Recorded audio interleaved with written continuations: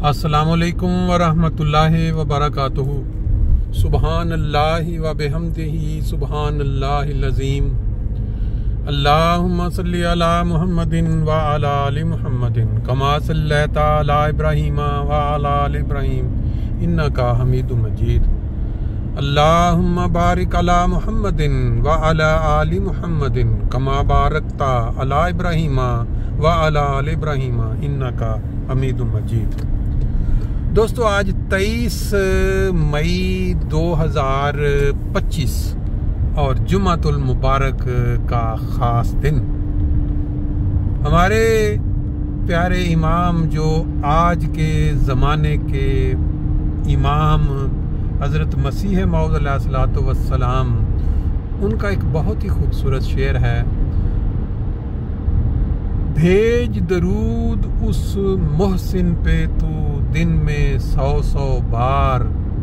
पाक मोहम्मद मुस्तफ़ा नबियों के सरदार। हर अहमदी इस शेर का मतलब और नबी करीम सल्लल्लाहु अलैहि वसल्लम पे दरूद भेजने की अहमियत जितनी समझता है, मेरा ख्याल है कि दुनिया में और कोई भी फिरका या कोई दूसरे ग्रोह से तल्लुक़ रखने वाले लोग ये नहीं समझते होंगे। जमाते अहमदिया को जो चीज़ बाकी तमाम आलमे इस्लाम से नुमाया फ़र्क दिखाती है या नुमाया आश्कार करती है, दुनिया के ऊपर मुनव्वर करती है, एक ख़ास फ़र्क की वजह से, वो ज़माने के इमाम हज़रत मसीह मौऊद अलैहिस्सलातु वस्सलाम जो कि नबी पाक सल्लल्लाहु अलैहि वसल्लम के बताए हुए इमाम महदी हैं, उन पे ईमान ले आना और फिर उसके बाद अल्लाह ताला का अपने कुरान मजीद में जो मोमिनीन से वादा है कि वो मोमिनों को खिलाफत से नवाजता है। जमात अहमदिया को उस खिलाफत से नवाजे जाना पूरी दुनिया से इसे मुमताज़ कर देती है।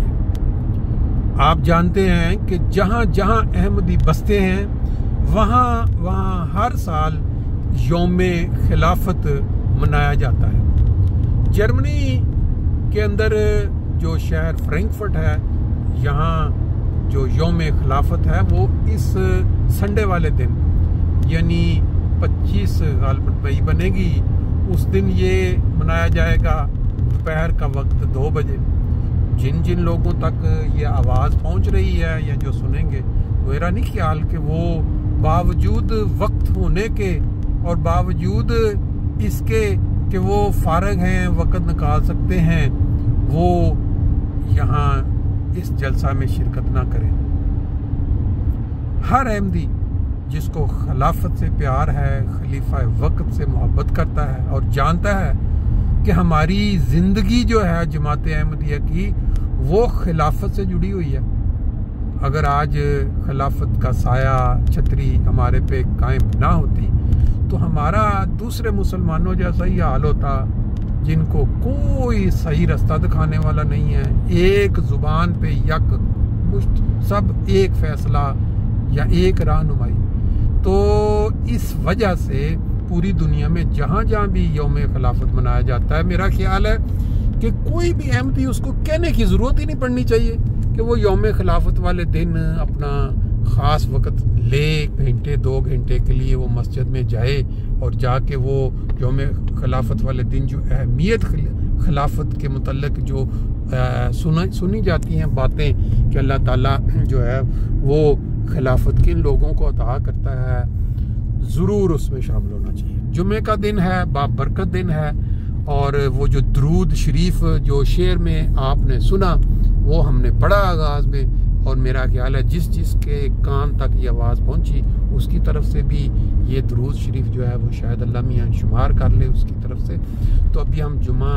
के लिए मस्जिद पहुंचेंगे तो चंद मनाज़र जुमा खुतबा और फिर वहाँ के माहौल के भी आपकी खिदमत में पेश करेंगे। तो जुमे के हवाले से एक दफ़ा फिर अल्लाहुम्मा सल्ली अला मुहम्मदिन व अला आलि मुहम्मदिन कमा सल्लैता अला इब्राहीम व अला आलि इब्राहीम इन्नका हमीदुम मजीद। اللہم بارک علی محمد وعلی آل محمد کما بارکتا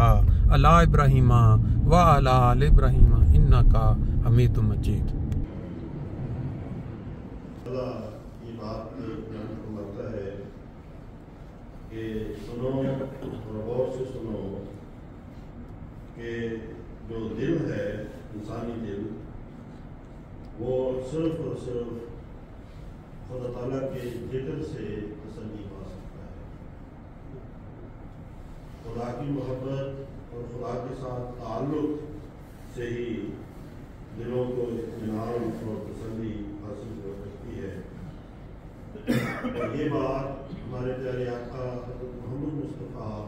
صلی اللہ علیہ وسلم نے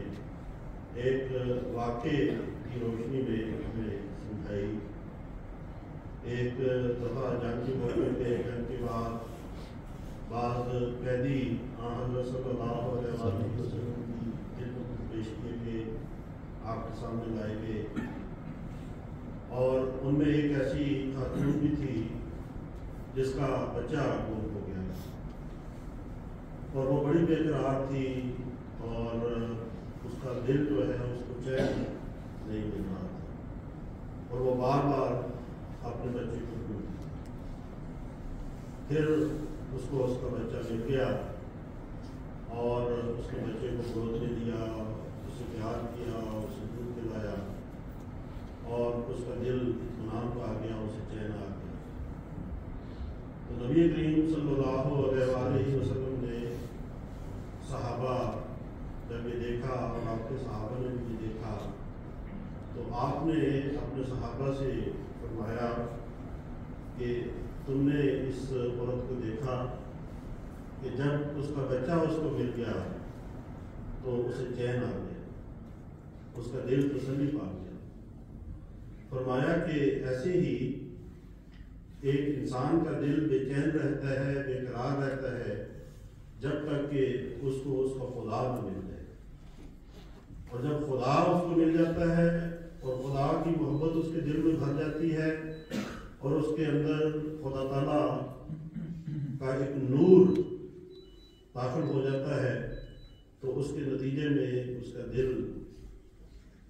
بے چینی سے پاک ہو جاتا ہے اور اس کے دل میں قرار اور